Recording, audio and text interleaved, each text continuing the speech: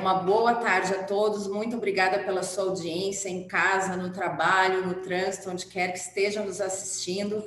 O tema de hoje é Sabedoria Mais em Tempos de Covid-19, a responsável por essas convidadas ilustres, todas juntas nessa tarde aqui conosco, é a professora Ana Cristina Limonge França.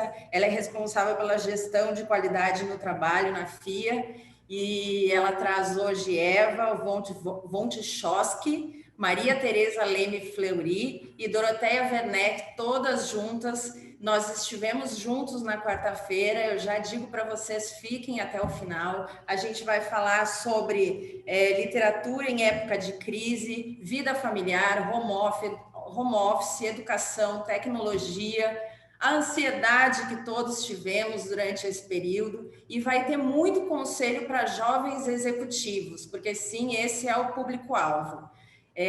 Antes de iniciarmos, eu sou a Fabiane, faço parte do marketing da FIA, e se você caiu de paraquedas nesse link e não conhece a FIA, eu vou falar um pouco da fundação para você. Nós atuamos em 3 diferentes áreas. Na educação, nós somos reconhecidos internacionalmente como referência de ensino, mantemos intercâmbios e convênios com universidades dos Estados Unidos, da Ásia, da Europa e das Américas. Temos cursos de graduação em administração, pós-graduação, MBA, pós-MBA, mestrado profissional em gestão de negócios e um portfólio completo de gestão de educação executiva em EAD. Como consultores, já desenvolvemos mais de 8.000 projetos estratégicos que levaram inovação e conhecimento para pequenas, médias e grandes empresas das esferas pública, privada e até do terceiro setor. Como pesquisadores, somos desenvolvedores das pesquisas do ranking do varejo, índice de credibilidade da Black Friday, Empresas Mais em parceria com o Estadão e os lugares mais incríveis para se trabalhar em parceria com o UOL. Nós somos mais do que uma escola de negócios, nós somos graduação, pós-graduação, mestrado, MBA, consultoria, pesquisa, e isso faz a diferença. O nosso encontro hoje está dividido em vários momentos, 10 minutos para cada palestrante. A professora Ana Limonge vai, buscar complemento de uma e de outra. No final, eu vou intermediar as perguntas de vocês. Então, utilizem no painel de controle, tem um campo que chama Q&A.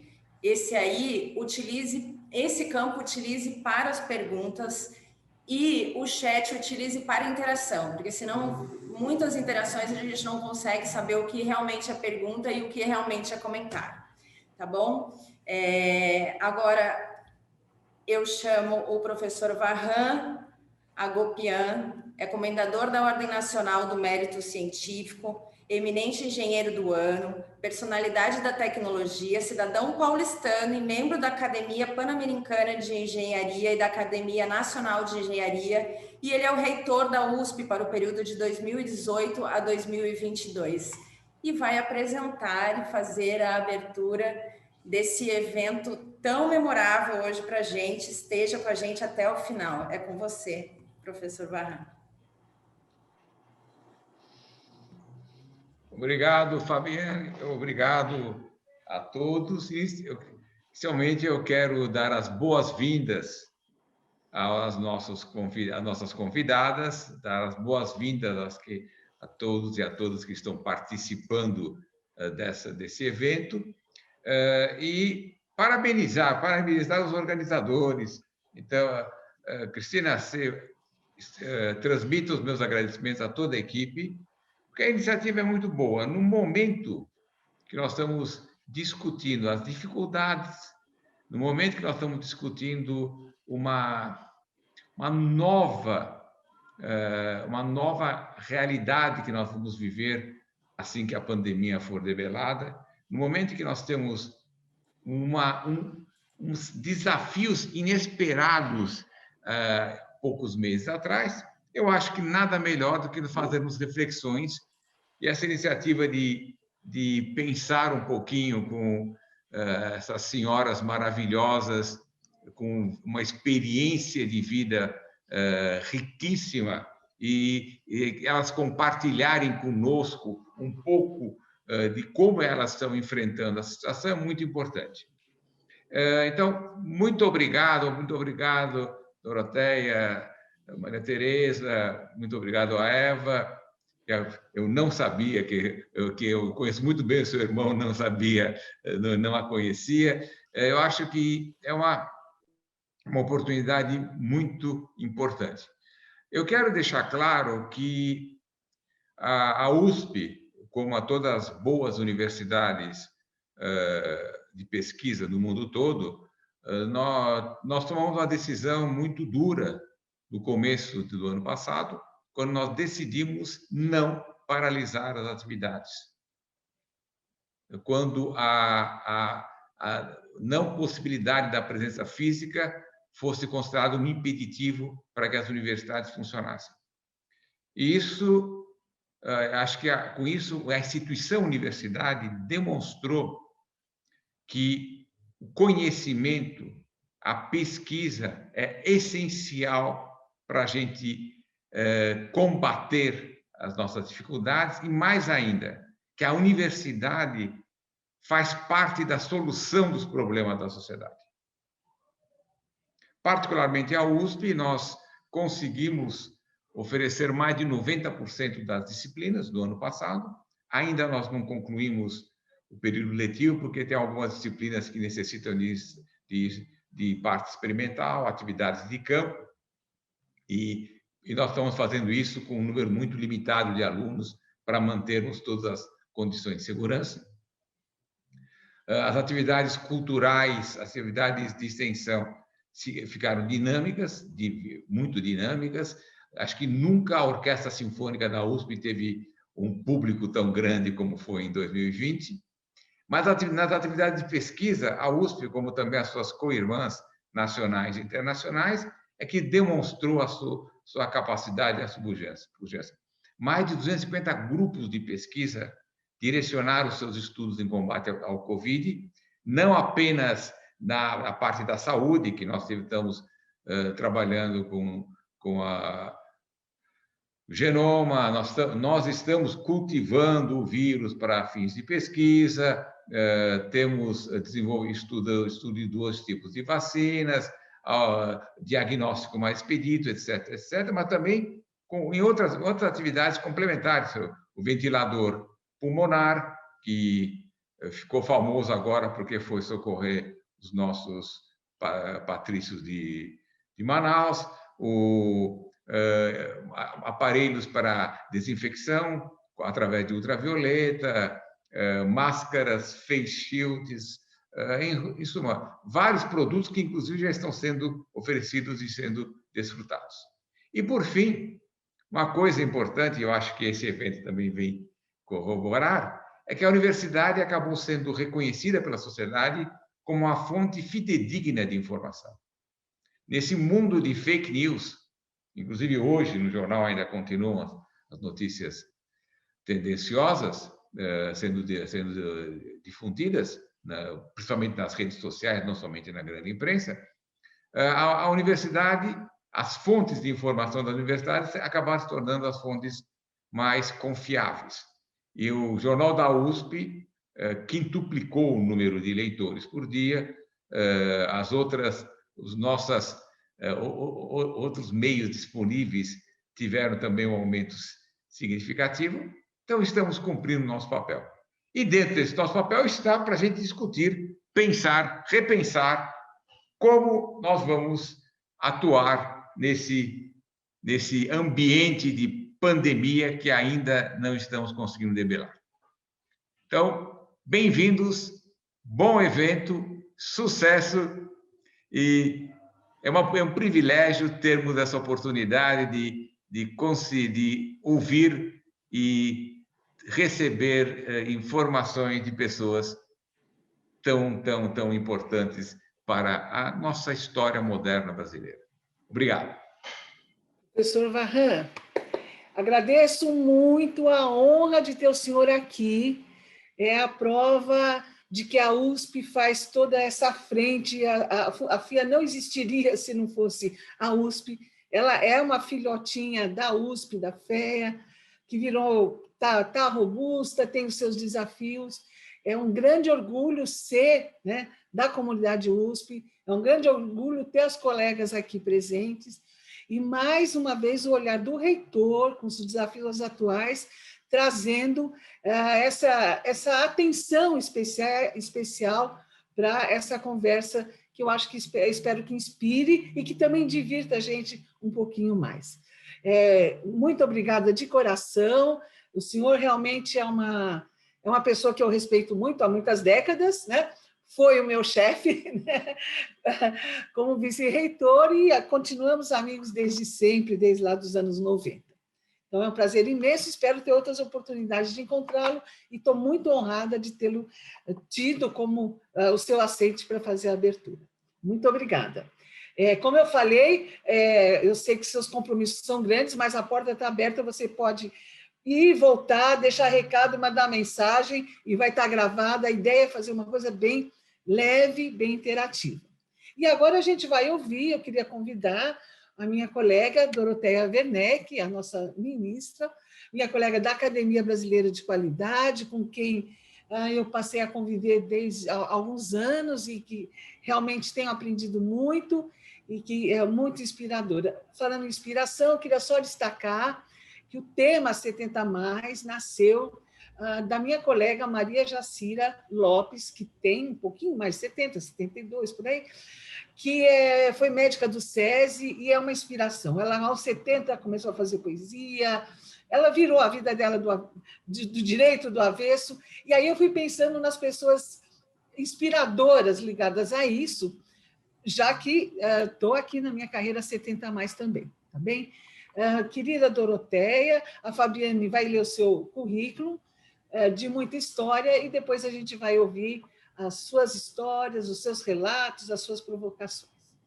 Muito obrigada. Doroteia Werneck, economista com mestrado e curso de doutorado nos Estados Unidos, aposentada pelo IPEA, Instituto de Pesquisa Econômica Aplicada, ex-ministra do Trabalho e ex-ministra da Indústria, Comércio e Turismo, secretária nacional de Economia e secretária de Emprego e Salário, secretária de Desenvolvimento do Governo de Minas Gerais, consultora da Trevisan, do Banco Santander, diretora da Fundação Nacional de Qualidade, membro da Academia Brasileira da Qualidade, membro do Conselho Curador da FITEC, Fundação Inovações Tecnológicas. Seja bem-vinda, Doroteia Werneck.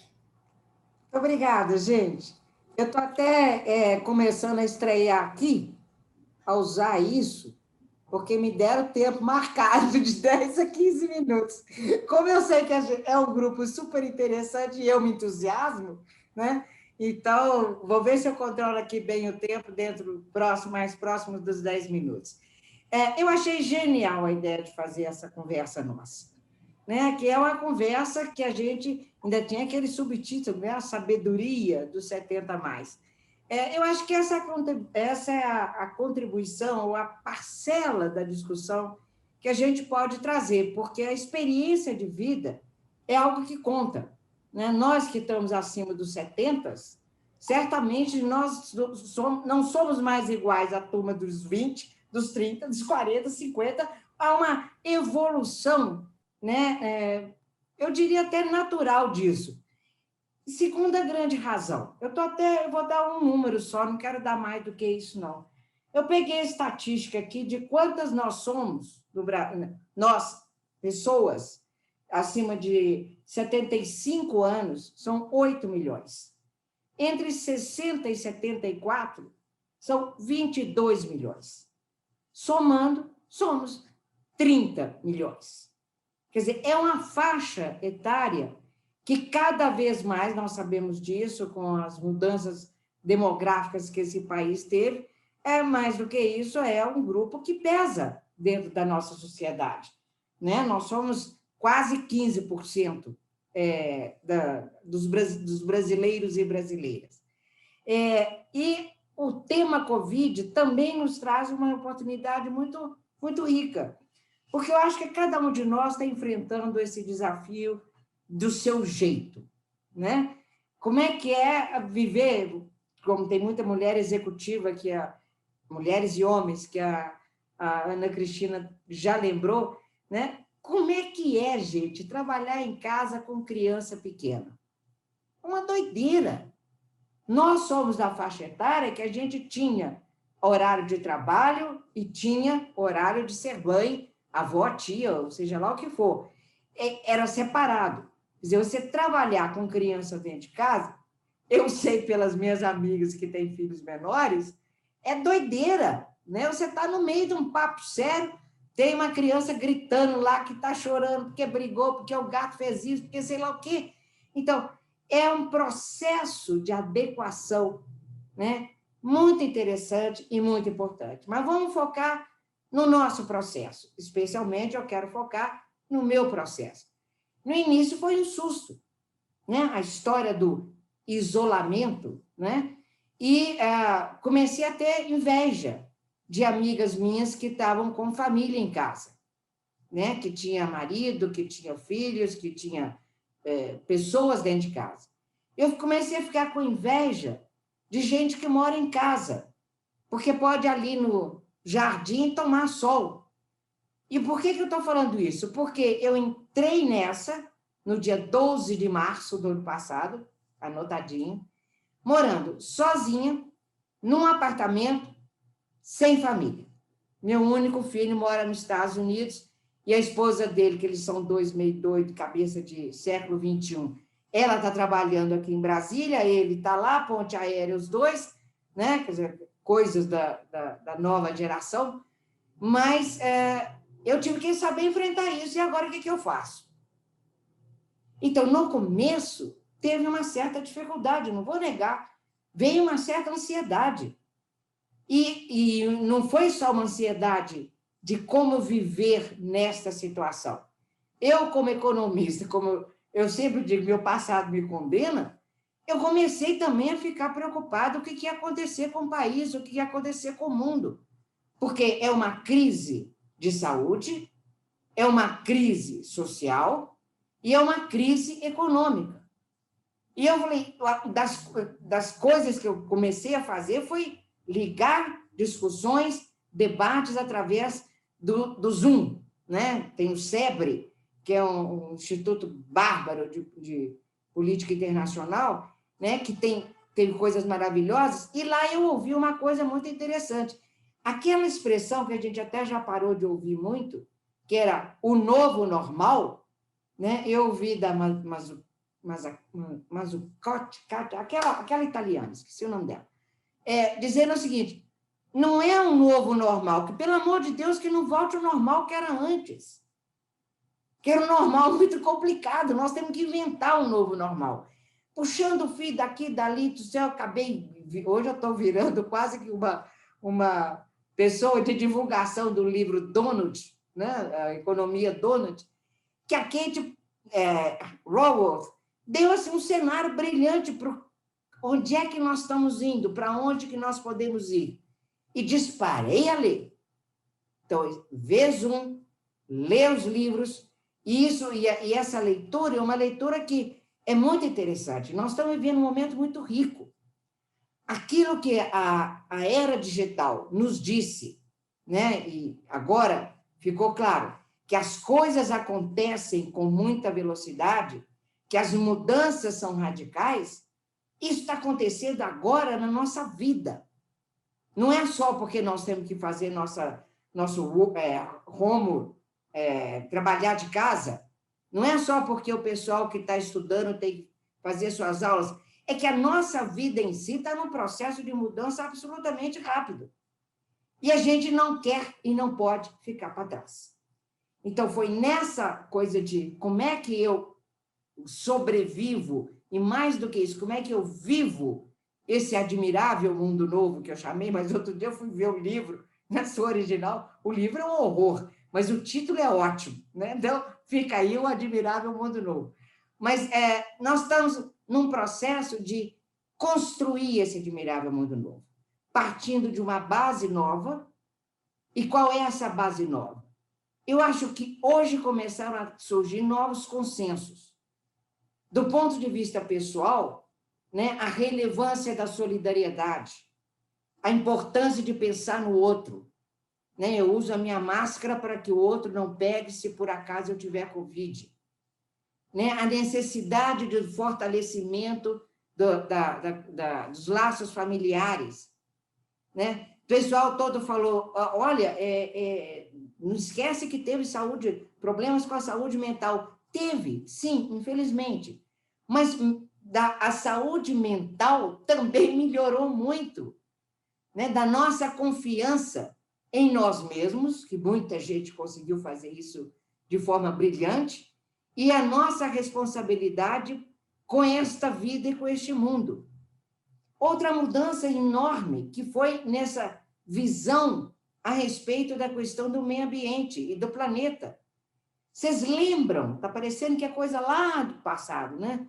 Que o pessoal dizia, olha, tem que fazer um monte de coisa para poder corrigir a questão do aquecimento global. E os céticos sempre diziam, é impossível, ver se o mundo vai parar para poder diminuir a camada de ozônio. Pois o mundo parou. E a camada de ozônio diminuiu. Então, no mínimo, mostrou que é possível. Eu gosto sempre de brincar, aqui em Brasília, que eu moro em Brasília, apareceu tucano em cima de poste. Tá certo? Pássaro andando na grama. Para quem é carioca, foi aquele susto, a Baía do Guanabara ficou limpa. Quantas décadas e quantos governos tentaram fazer isso e não conseguiram? Tartaruga na Baía da Guanabara. E vieram vários filminhos, né, de uma família de patos, ganso, sei lá o quê, atravessando um aeroporto. Quer dizer, gente, pode sim. Então, muitos daqueles céticos, né, que pensavam de não tem jeito a questão do meio ambiente, e quem só falava nisso era chamado de eco-chato, de repente você vê, gente, é possível sim, é importante. E a nossa contribuição, e a nossa enorme, a nossa contribuição como pessoa, como gestor numa empresa, como participante de uma ONG. O nosso reitor já falou, uma universidade. O que nós podemos fazer? Para quê? Para melhorar a qualidade de vida nossa, pessoal, das pessoas que estão no entorno nosso, família, da nossa comunidade, da nossa cidade, do nosso país e do mundo. Quer dizer, esta consciência que eu acho que talvez seja o lado mais positivo dessa experiência do Covid. A minha ansiedade que eu tive no começo, deixa eu ver meu tempo, 10 minutinhos, vou fechar, essa consciência que nós adquirimos sobre a nossa responsabilidade é um fato que vale ouro. Então, se a Covid, se a pandemia foi uma coisa ruim, e foi, muita gente ficou doente, perdemos muitos amigos e pessoas da família, o índice de morte é muito grande, mas vamos olhar o outro lado. A Covid nos permitiu um monte de coisa boa, que é o autoconhecimento, é saber qual é meu papel no mundo, é reencontrar conosco mesmo, reencontrar com a nossa família, né? Perceber da responsabilidade que nós temos em relação ao nosso país, ao mundo, e mais do que isso aqui, o que está aqui, pertinho da gente, né? Como é que a gente se relaciona com as pessoas, né? Nos permitiu admirar a resiliência daquelas pessoas que a gente não dava muita consideração, vamos dizer assim, para ser mais educada, tá certo? Quais são os grandes heróis? Né? Os grandes heróis é o pessoal da área médica, o pessoal da entrega e tal, mas é o pessoal que vive em situações difíceis, em favela, em periferia. Essa turma se virou, gente. Essa turma está dando uma lição para nós todos. Eles não têm condição de ficar isolados, porque moram em casas com 5, 10 pessoas. Mas eles se preservaram, um ajuda o outro, a solidariedade virou a coisa mais importante, e mais do que isso, eles encontraram na internet, seja no WhatsApp ou como for, formas de continuar trabalhando. Então, aí, são os nossos companheiros, são os nossos concidadãos, é gente que merece o nosso carinho, a nossa afeição, o nosso respeito e a nossa solidariedade. E essa é a minha experiência, que eu compartilho com vocês e vão ver ao longo da nossa apresentação o que mais que eu podia falar. Obrigada. Muito obrigada, Doroteia.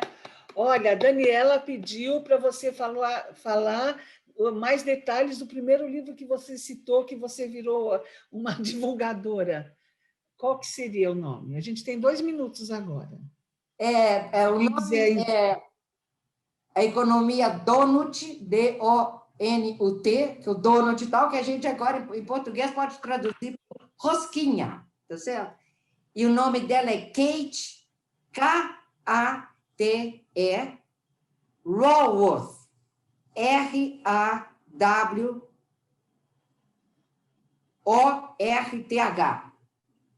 Ok, perfeito. Doroteia, perfeito, perfeito. Tem mais coisas? Eu nunca vi você tão séria, tão concentrada. Adorei essa versão e também eu acho que a gente vai ter a oportunidade de mais troca. Tereza, professor Varran, Eva, vocês gostariam de fazer um complemento, comentário agora ou preferem falar depois? Como vocês preferem? Vamos partir para ouvir a Eva? Tá bem. Tereza também, querida? Sim. Tá bem, professora. Então, agora nós vamos ter a fala da minha querida amiga Eva Wongchowski. Acertei, Eva? Fala o seu sobrenome, devagarzinho. Wongchowski. Você sabe que ontem eu fiquei treinando. Eu conheço a Eva desde que eu estava na barriga da minha mãe. Mas à noite eu falei, eu vou errar. Então, tá bem. Bom, é uma pessoa muito próxima, foi minha aluna, um privilégio o semestre passado no pós da FEA, na disciplina de Gestão de Qualidade de Vida. A gente se reencontrou depois de 30 anos e tem essa exuberância sobre o conhecimento psicanalítico que a Fabiane vai contar, e ela é gêmea. Veja só, gêmea do Pedro, que salvou o meu dedinho. Um dia eu contei essa história numa outra live. Ele desmontou uma bicicleta para salvar um dedo. Começou a veia de engenheiro do Pedro. Né? Fabi, por favor, apresenta. O que é? Eva Wongchowski, é isso? Psicóloga e psicanalista, psicóloga pela Universidade de São Paulo, atua na área de psicologia clínica, psicóloga do Hospital do Servidor Público de São Paulo, do Estado, onde desenvolveu projetos e trabalhos em diversas clínicas de especialidades em psicoprofilaxia, desenvolveu projetos e trabalhos em diversas clínicas de especialidades em psicoprofilaxia cirúrgica, supervisora de psicologia pela Fundap, membro do Departamento de Psicanálise do Instituto Sede Sapentier, onde desenvolve projetos na área de da gestação à primeira infância. Organizadora do livro O Psicólogo do Hospital Público, Zagadone Editora, foi membro do grupo editorial da revista Percurso, revista de psicanálise. Olá a todos. Eu gostaria que vocês imaginassem um pouquinho uma reunião em volta de um homem idoso numa tribo africana, que vai se reunir ao anoitecer para resolver os problemas que houveram no dia.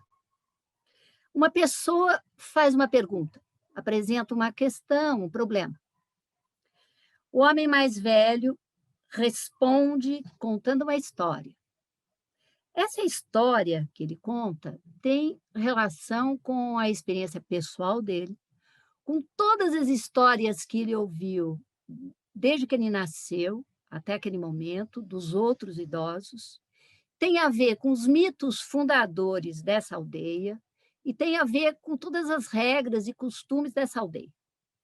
Aquele que fez a pergunta ouve a história e vai de acordo com a interpretação que ele fizer daquela história, ele vai tentar resolver o problema dele. A minha pergunta para vocês é a seguinte: para quem vocês estão fazendo as suas perguntas e quem está contando a história para vocês? Quero lembrar do Antônio Cândido, que foi um grande intelectual brasileiro, que escreveu um delicioso texto que se chama Direito à Literatura. Lá ele diz o seguinte, que o direito à arte, de modo geral, especificamente em relação à literatura, é um direito universal. Assim como todo mundo tem direito a pão, a casa, a educação, saneamento básico, a gente tem direito à literatura. Como ele diz, todo mundo tem direito a ouvir uma sinfonia do Beethoven. Muito bem. Não podemos esquecer, isso a gente normalmente esquece, de que nós não somos só corpo, nós não precisamos só comer, nós precisamos ser alimentados do ponto de vista psíquico. Para que a gente possa pensar, para que a gente possa saber de si, a gente precisa de matéria-prima, a gente precisa de palavras que vão se ligando umas às outras e que vão fazendo um sentido e que depois, com novas palavras, vão sendo completamente rearrumadas para fazer novos sentidos. E o Freud, muita gente não sabe disso, mas baseou grande parte da obra dele na literatura do tempo dele. A literatura clássica e a literatura do tempo dele. Ele foi um grande leitor de Shakespeare, Dostoiévski, Goethe, Schiller, Stefan Zweig, Thomas Mann.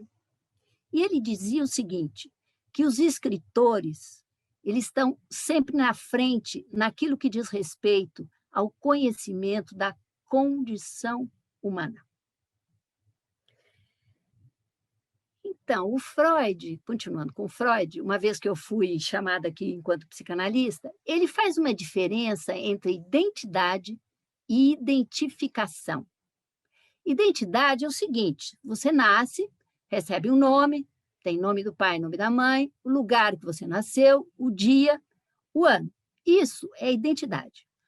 Todo o resto se chama de identificação. O que quer dizer isso? Identidade é fixa.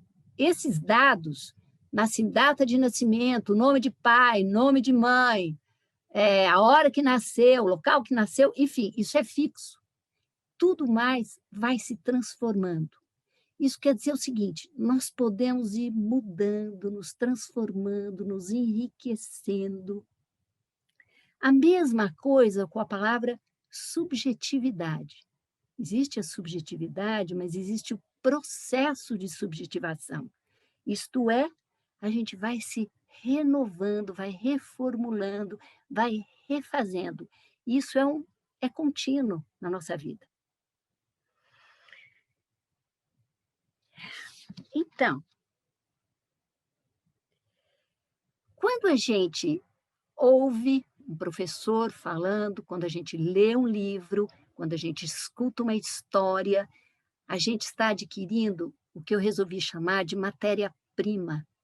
Matéria-prima para a gente ir se constituindo, para a gente ir se construindo. Nós dependemos das palavras.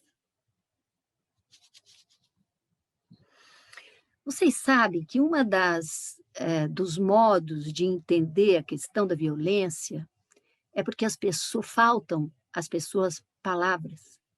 Ao invés de pensar e ir imaginando uma solução para uma determinada situação, as pessoas simplesmente atuam a violência. Quando alguém recebe uma violência, atua diretamente a violência de volta, porque faltam palavras. A professora me pediu que eu fizesse alguma alusão ao Christophe Dejour. Christophe Dejour é um psicanalista francês que dedicou grande parte da obra dele a estudar as situações de trabalho. E ele diz uma coisa extremamente interessante. Ele diz o seguinte, que o trabalho tem o poder de cura e tem o poder de enlouquecer. O trabalho tem o poder de emancipar as pessoas, de fazer elas se desenvolverem, serem criativas, ter uma boa sensação de pertencimento, de inventar coisas, de colaborar. Mas o trabalho também tem um poder impressionante de humilhar, de desmanchar literalmente as pessoas. Então, como eu estou aqui me dirigindo a um grupo seleto de administradores que estão aí no mundo do trabalho, cabe a vocês identificar todos esses movimentos. Quando é que alguém se cura pelo trabalho e evitar enlouquecer e evitar, a todo custo, enlouquecer as pessoas. O Dejure, ele tem um livrinho pequenininho que se chama Fator Humano, que é um livro maravilhoso, que ele diz o seguinte, você pode pensar na questão do fator humano de duas formas. O fator humano, aquele que inventa, que cria, que busca novas soluções, que arranja um jeito melhor de resolver graves problemas. Esse é um fator humano. Quer dizer, toda empresa pode contar com a criatividade, com a inteligência, com o conhecimento dos seus funcionários. Mas o fator humano também é aquele que é usado para desumanizar as pessoas, onde a corda estica. Não, o cara pode trabalhar mais 1 hora. Por que não? Só mais 1, mais 2. Né? Então, esse fator humano, ele pode tanto ser bem usado como mal usado. E é função de vocês, desta geração, cuidar muito disso. O meu recado do alto dos meus 74 anos é o seguinte, leiam boa literatura, leiam os clássicos, porque na medida que a gente vai lendo, a gente vai tendo mais palavras, mais ideias, mais capacidade de pensar e muito mais condição para entender ou para acompanhar as outras pessoas. A nossa capacidade de tolerância aumenta, porque a gente vai entendendo mais via a literatura, boa literatura, da condição humana. Vou dizer uma coisa para vocês, a gente não pode viajar, né? Mas a gente pode ler. E eu acho, nesta altura dos acontecimentos, que ler é muito melhor que viajar. Porque, vejam bem, quando a gente lê, a gente entra na casa do cidadão, eu estou lendo um livro de um japonês, eu entro na casa dele, eu almoço com ele, eu janto com ele, eu vou passear com ele para lugares que nenhum turista vai, eu vou na casa dos amigos dele, eu ouço as discussões deles. Olha, viajar via literatura não há nada tão bom. Não precisa ir para o aeroporto, não precisa ficar horas naquele aeroporto, tomar avião, é muito mais simples. E o mundo anda difícil. Eu acho que a literatura, num momento tão complicado quanto o nosso, embora a Doroteia seja muito otimista, mas eu acho que a gente precisa de muitas respostas novas, e isso é a literatura que nos fornece. Para terminar, eu queria ler uma coisinha para vocês. O Emicida escreveu um livro para criança que chama Amoras. Eu queria contar como é que ele se apresenta no livro. Ele se apresenta assim, ó. Emicida, nascido Leandro Roque de Oliveira, numa casa pequenininha, bem pobre, na parte norte da cidade de São Paulo. A sua imaginação foi sua melhor amiga e o fez visitar mundos incríveis, transformando-o em astronauta, desenhista, guerreiro, pirata, rei, pintor, samurai e muitas outras coisas. Tudo sem sair de casa. Muito obrigada.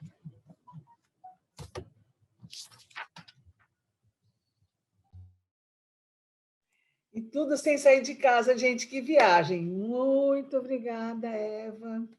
Muito gostoso essa combinação de ideias, o recado e tudo mais. Pergunto para a Doroteia, professor Varran, professora Tereza, se vocês querem fazer algum tipo de comentário, o que for, para a fala da Eva. Eu quero sim, mas vou fazer depois. Não, faz agora, assim a gente respira para receber a Tereza, assim. Tá. Porque eu fiquei sem ar aqui, não dá para Não, chorar. só alguns comentários. Eu fiquei muito impressionada nessa linha que a Eva estava dizendo. Para quem viu a cerimônia de posse do Biden, teve aquela menina de 22 ou 20 anos, né? E depois ela foi entrevistada. E o que ela mais impressionou foi o poder da palavra, né? Que é uma coisa do poeta. E ela disse, foi perguntada na entrevista se aquela loucura que foi aquela 6 de janeiro, né, daquela coisa desumana, horrorosa, se aquilo afetou. Ela falou assim, eu não olho as imagens. Eu fui ler o que tinha sido dito. Eu vi uma frase no Twitter que eu botei no meu poema. Mas, para mim, o importante são as palavras. Eu achei tão bonito e é um exemplo tão atual, Eva, desse seu recado, né, que eu não resisti. E o segundo comentário é só besteira.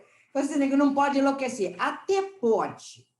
Tem uma frase que eu adoro falar, que é o seguinte, somos loucos da mesma ordem e frequentamos a mesma enfermaria.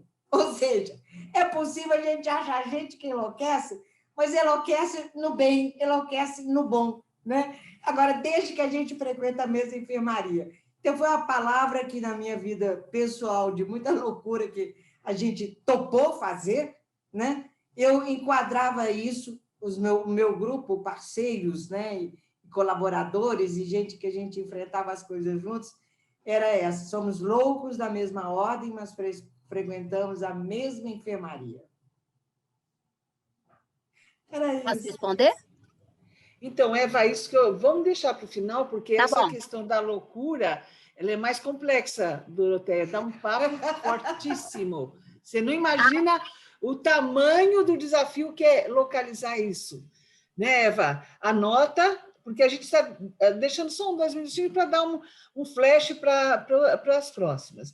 Então, agradeço muito, Eva, estou emocionada. Doroteia, muito obrigada.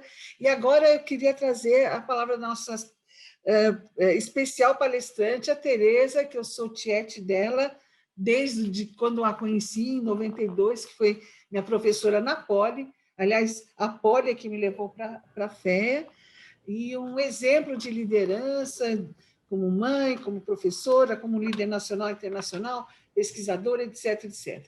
Tereza, é uma alegria ter você aqui pertinho, como eu te falei. Isso, para mim, é uma coisa muito especial, você sabe o quanto. E agora eu vou pedir para a Fabi ler o seu currículo. Maria Tereza Leme Fleury é professora titular e diretora da FGV São Paulo, foi diretora da FGV AESP e FEA USP, é fellow do Academy of International Business e membro do board, é diretora do FGC6, Centro de Estudo em Competitividade Internacional, foi Research Fellow no IFM, Universidade de Cambridge, UK, no Institute of Development Studies, Universidade de Success, UK Institute of Development Economics, Visiting Professor ESSEC, França, foi diretora do BALAS e da ANPAD, membro do conselho editorial de diversas revistas internacionais e nacionais, publicou 25 livros e mais de 90 artigos sobre estratégia e gestão internacional, cultura organizacional, competências e gestão de pessoas. Bem-vinda, Maria Tereza. Obrigada, Cris, obrigada, Fabi. Prazer enorme de estar aqui com Doroteia, Eva. Como Varran, a gente foi colega, inclusive, de conselho universitário, quando ele era diretor da Poli e eu da FEA, mas a Eva eu também conheço e sou amiga do Pedro, e com Doroteia tive a oportunidade de trabalhar, não digo há quantas décadas, RG Baixo. Bom, eu rapidamente, a Cris sempre foi uma amiga muito querida. A minha formação, eu sou socióloga, e sou socióloga formada naquela geração, final dos anos 60, 70.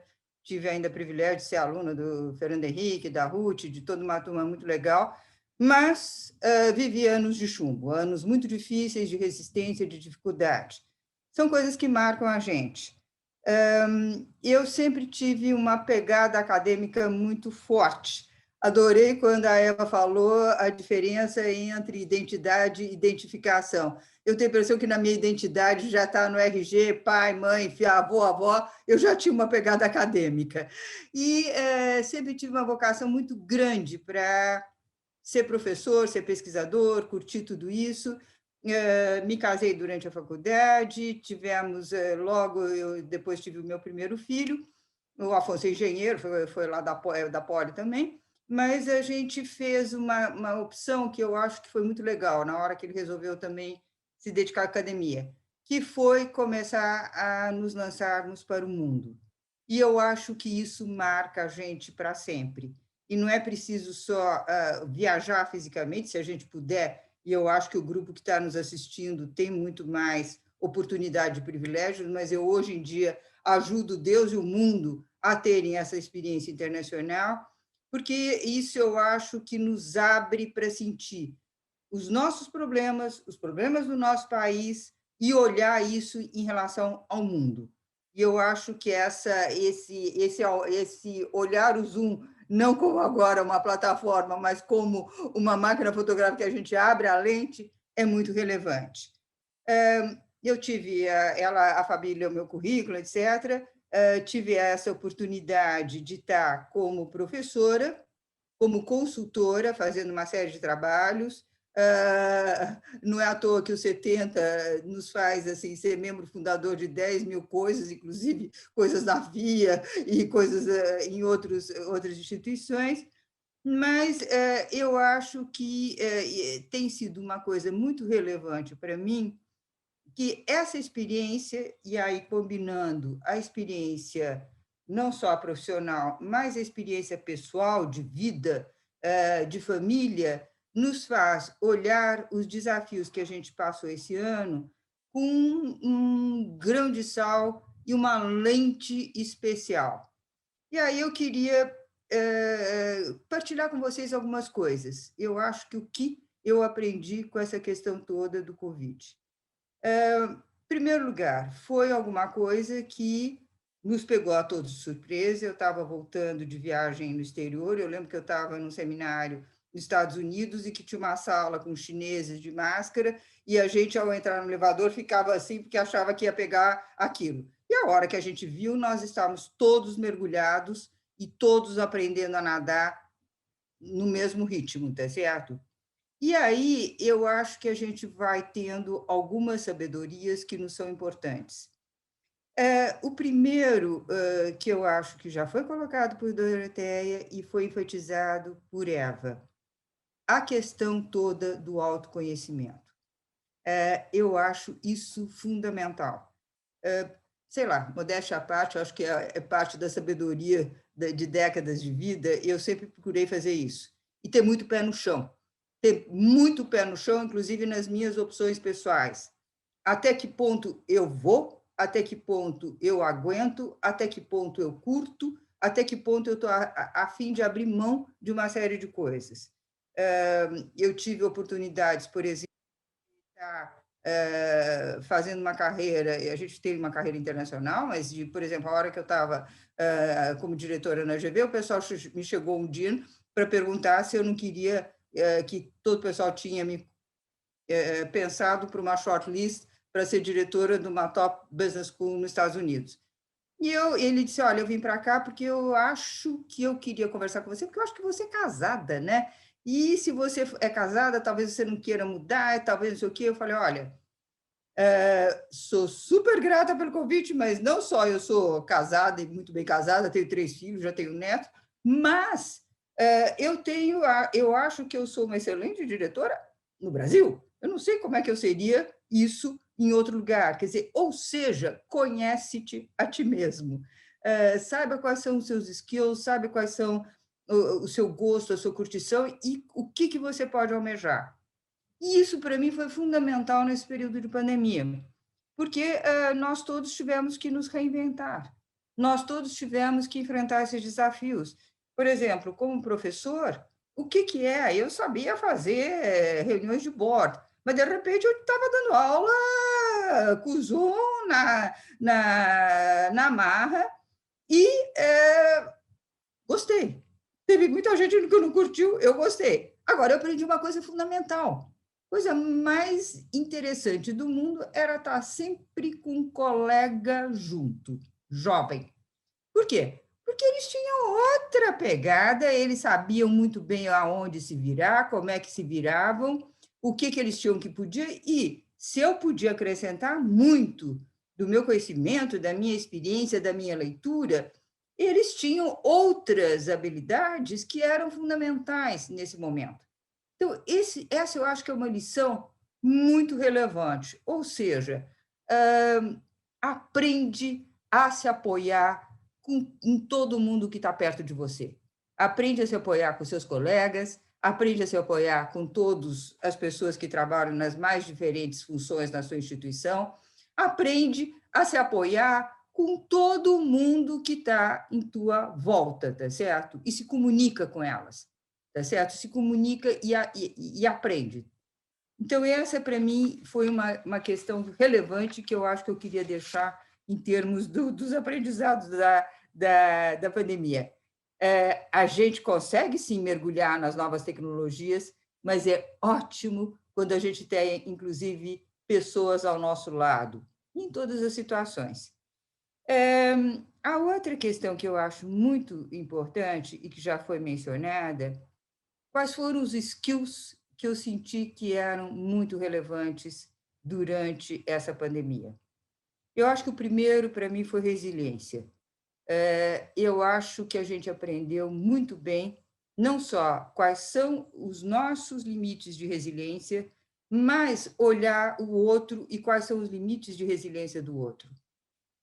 Nós aprendemos a resiliência nas nossas instituições, e eu acho que, no momento atual do Brasil, a gente o tempo todo está olhando a resiliência das nossas instituições, a gente está olhando a resiliência do nosso país e do mundo. Ao mesmo tempo, eu acho que a gente tem que aprender muito, e eu procurei praticar ao máximo, essa questão da flexibilidade. Eu acho que nós todos precisamos ser muito flexíveis para pensar nesse novo mundo novo, que não é, eu concordo, Doroteia, eu adoro o título, mas o livro eu também eu já não gostei quando eu era adolescente e continuo não gostando, gosto do título. E o terceiro ponto que eu gostaria de enfatizar é a questão da empatia. Eu acho que, se a gente não tem uma empatia pelo outro, eu acho que o mundo fica muito difícil. Acho que a gente tem que estar praticando isso que foi já comentado antes, de olhar o futuro. E olhar o futuro em novas bases.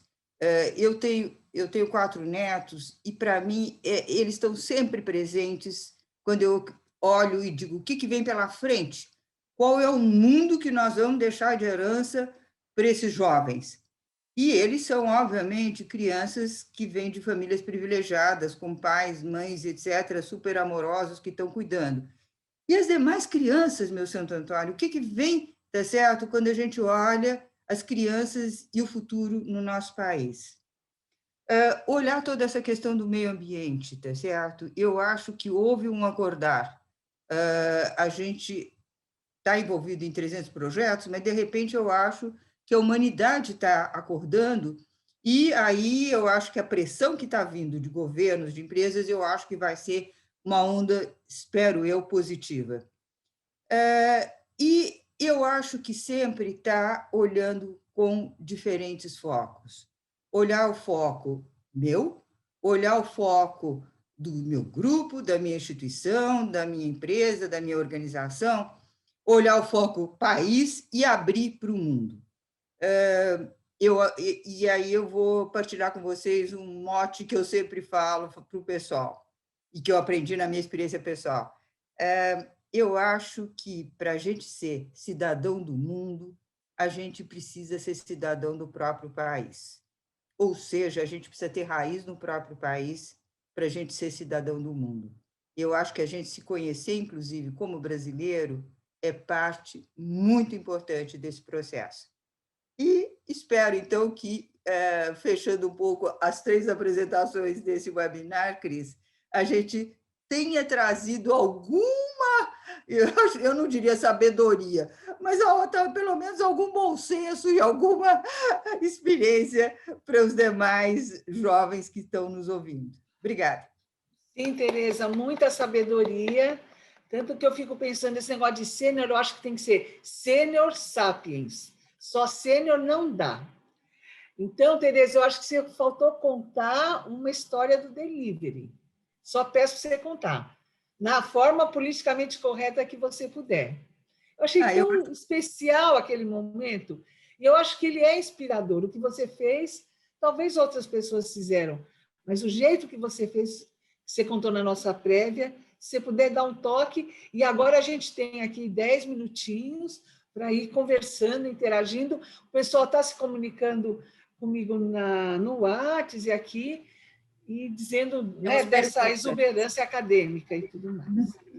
Tereza, você pode contar? Se não for... Posso, agora ele... Bom, enfim. Ai, é tão lindo. Tanto Doroteia como Eva comentaram, eu acho que todos nós passamos uma ansiedade incrível em todo o início da pandemia aqui no Brasil, do lockdown, etc. E, para mim, uma das coisas que eu tenho uma mãe idosa, então, e que a gente cuida, porque continua na própria casa, etc., mas o cuidado de pensar em não se contaminar era muito forte, e eu parei de ver filhos e netos. E, para mim, aquilo foi muito dolorido. E aí eu comecei a acordar de noite, acho que eu e a comunidade, e todo mundo, né, tem a torcida do Corinthians e outras mais, e aí uma saída que eu tive era cozinhar. Eu gosto muito de cozinhar, eu tenho família italiana, gosto muito de cozinhar, e eu ia para a cozinha e cozinhava para os filhos. E aí eu fazia um delivery. Aí eles tinham que chegar do outro lado do portão, pelo menos, mas para receber a comida que eu ia levar, né? E aí eu via a cara de cada um. Aí eu vi os filhos, eu vi os netos, e eu podia ver que eles estavam bem. E aquilo me deixava muito, muito angustiada, quer dizer, me dava uma sensação muito difícil. E aí eu me divertia, né? Porque eu pensava o prato de cada um, e eu ia ter aquelas coisas para cada um. Eu acho que foi legal. Depois a gente teve a oportunidade de começar a achar espaços ao ar livre para encontrar, e foi muito bom. Mas foi... Olha que lindo, Tereza, é isso. Quer dizer, olha, a Ana Lúcia falou... Você está vendo aí, Fabi? Agradeço por compartilhar sua experiência, professora Maria Tereza. Fleury, professora titular da área de estratégia internacional, diretora da FGV e com essas interessantes experiências, principalmente culinárias. A gente é inteiro, a gente é um todo. E isso é muito inspirador, quer dizer, as estratégias, e daí agora a gente vai abrir para debate. A Doroteia queria comentar, a Eva e a Fabi, por favor. Está perguntando para Maria Tereza como fica a qualidade de vida no trabalho após o momento em que vivemos. A senhora acredita que teremos mudanças para melhor? Olha, sim e não. Eu acho que vai depender de todos nós. Por exemplo, hoje você já tem, numa série de fóruns internacionais, do ILO, da OSDE, uma discussão muito forte do que vai ser o home office, qual tipo de processo de trabalho, de relação trabalhista, e o que vem pela frente. Eu acho que toda essa discussão não é trivial. Tanto para nós, profissionais, que eu até diria quase que privilegiados, que podemos estar no home office, quanto para aquele trabalhador, tá certo, que está se expondo, fazendo e acontecendo. Se a gente olhar, o que é o trabalhador que está na entrega, tá certo? A gig economy. Você tem, pode ser, o consultor pode ser um gig economy, mas você tem todo aquele pessoal de aplicativo que está em condições, muitas vezes, precárias. Então, eu acho que vai depender de todos nós. Eu acho que da nossa atuação e das nossas pressões por essa melhoria é que vai nascer. E eu acho que esse novo normal, tá certo? Tem que nascer, inclusive, da nossa conscientização e da nossa pressão para fazê-lo acontecer. Então, não acho que venha automaticamente, não.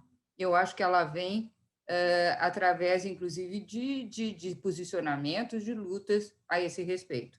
Obrigada pela sua pergunta.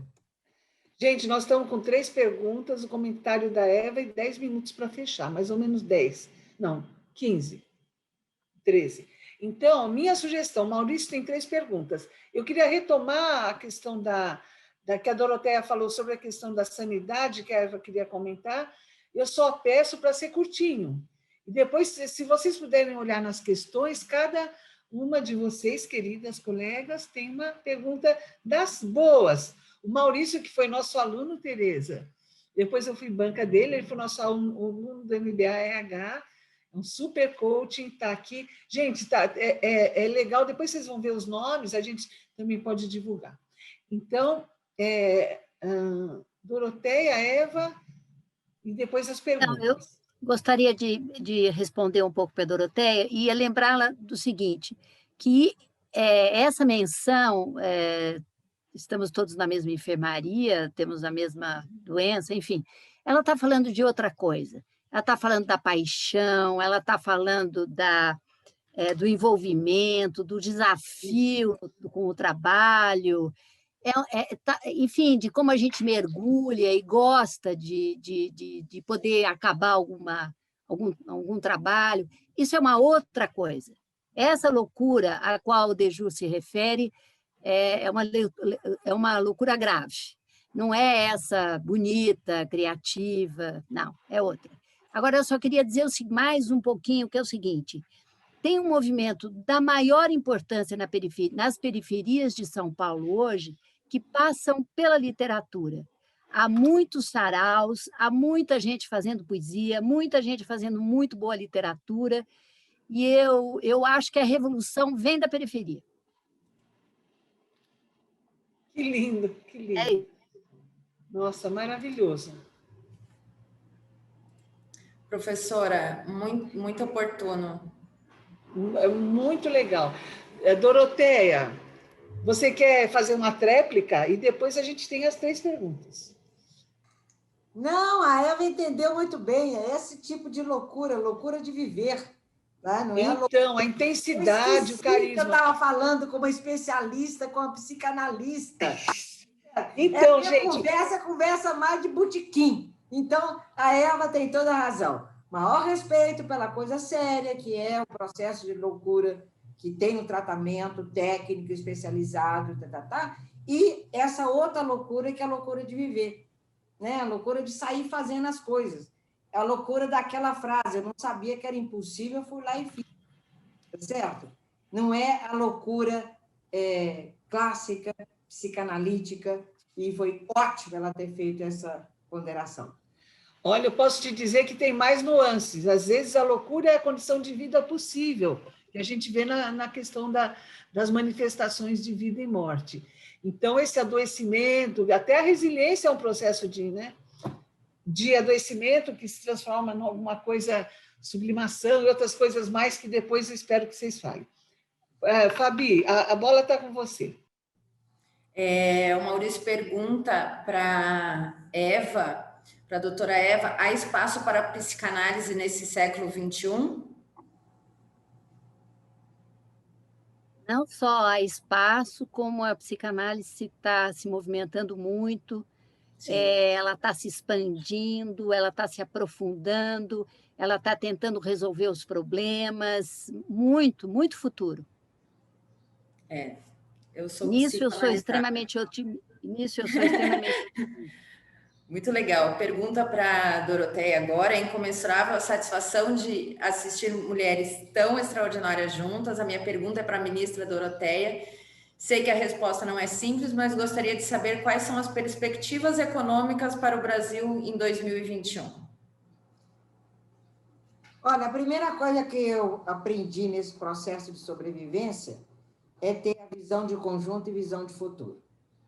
Eu acho que 2021 ainda é rescaldo de 2020 e muito difícil da gente dizer o que é que vai acontecer. Nós estamos enfrentando desafios, tem países mais complicados que o nosso, mas nós estamos mais complicados que outros países também. Então, falar de 2021 é difícil, porque a previsibilidade é algo que nós perdemos nesse processo de mudança muito rápido. Agora, se a gente olhar para daqui a um ano, 2022, 2028, 2040, né? Aí sim eu estou mais otimista. Porque eu acho que neste processo de rever, de reinterpretar, de reaprender como lidar com a nossa economia, é um processo que está indo para vários países ao mesmo tempo. E eu acho que nós temos que dar um pouco de tempo ao tempo para que esses conceitos e essas preocupações novas sejam mais aceitas e sejam aprofundadas. Porque hoje, conversar com um economista tradicional, ele vai dizer, você ficou louca, o negócio é voltar a crescer, é sair fazendo investimento, tá certo? Aí eu perguntaria, investimento aonde? Investimento para quem? Investimento com qual impacto sobre o planeta? Um investimento com qual impacto sobre a qualidade de vida das pessoas? Um exemplo rápido. Todo mundo sabe que vai ter que ter investimento em saneamento. Aonde que vai ser? Na periferia? Aí você tem um efeito absolutamente extraordinário sobre pessoas que mais precisam. Nós já temos essa cabeça de fazer a pergunta sobre os nossos investimentos, preocupados com o que vai atender um grupo maior de pessoas, ou ainda estamos na velha ideia de qual é a taxa de retorno daquele investimento? Perfeito, perfeito. Obrigada pela pergunta, Maurício. Obrigada pela resposta, Doroteia. Gente, agora a gente vai para a última pergunta, se a Bárbara, se a Fabi concordar, e a gente vai fazer uma rodadinha de 1 minuto e encerrar, para ficar com bastante vontade demais, tá bom? Tá. Fabi, por favor. Ficamos com muita vontade demais. Olha o que você causou, hein, professora? Muito obrigada por toda essa experiência inspiradora. Fala, Bárbara. Aproveito a oportunidade ímpar para perguntar às nossas ilustres palestrantes o que precisa ser feito para combater o preconceito etário e para que as pessoas 60 a mais sejam mais aceitas no mercado de trabalho no Brasil. Eu começo? Ela pergunta para todo mundo, Fabi? Ela pergunta para as palestrantes, de repente poderia ser aquele 1 minuto mais 2 minutos. Bem E a gente faz uma rodada. A Bárbara é minha doutoranda, professora da Escola Federal de Jacareí, e está estudando essas questões muito profundamente, muito dedicada. Eu vou dar uma resposta rápida. A palavrinha mágica, Bárbara, se chama aceitação. E é uma palavra importantíssima para aceitar a diversidade, seja ela de raça, seja ela de gênero, seja ela de idade. Aceita o outro tal qual ele é. E a gente tem muita contribuição a dar.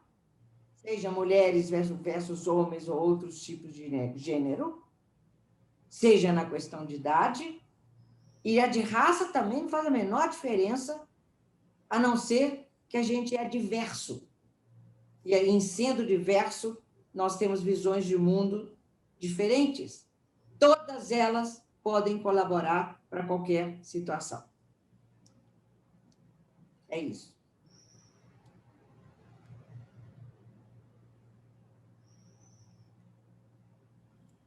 Direto ao ponto, aceitação, perfeito.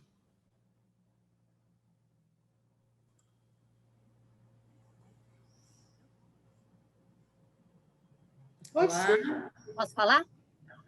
A Tereza, né? Sim. Sim, Eva. Eu. É o seguinte, olha, envelhecer não é nenhum bicho de 7 cabeças. Eu já tenho 74 anos, eu não estou assustada com o número, não.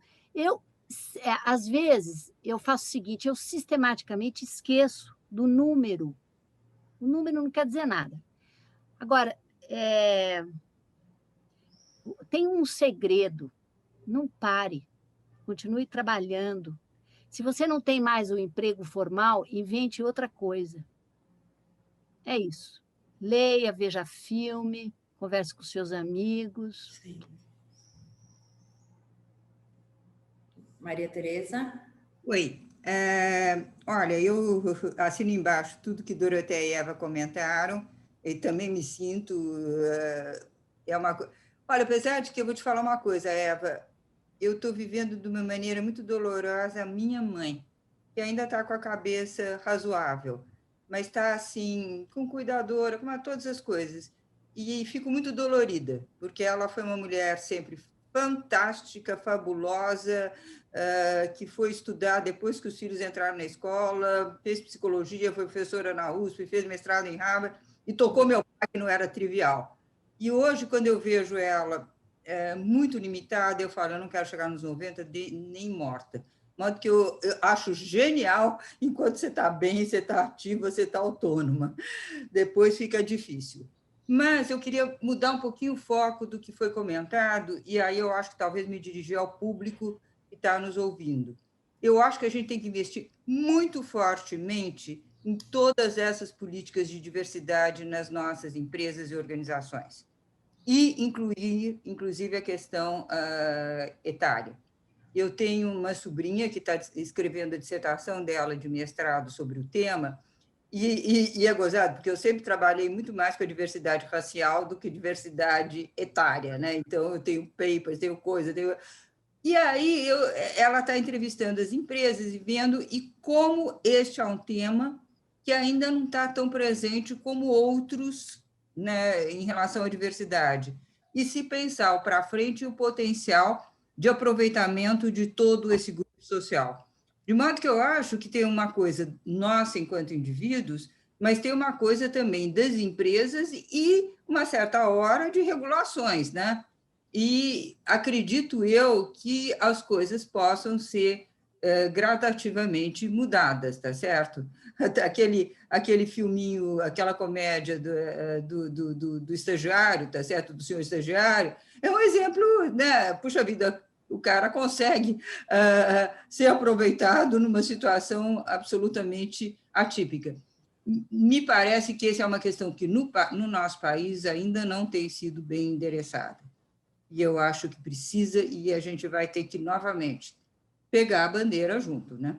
Então, rapidamente.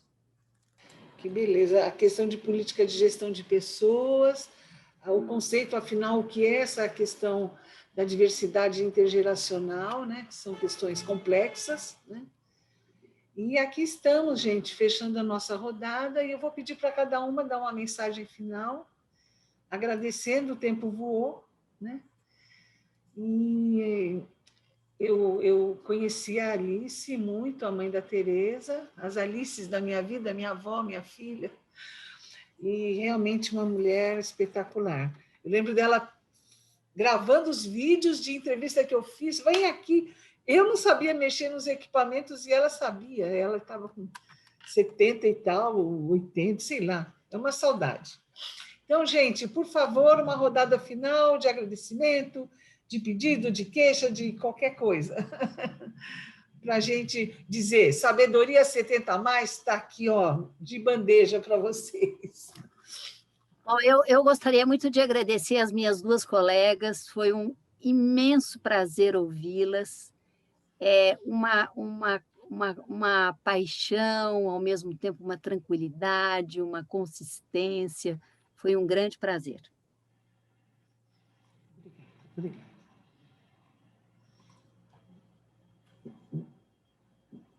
Doroteia, está sem som, Doroteia.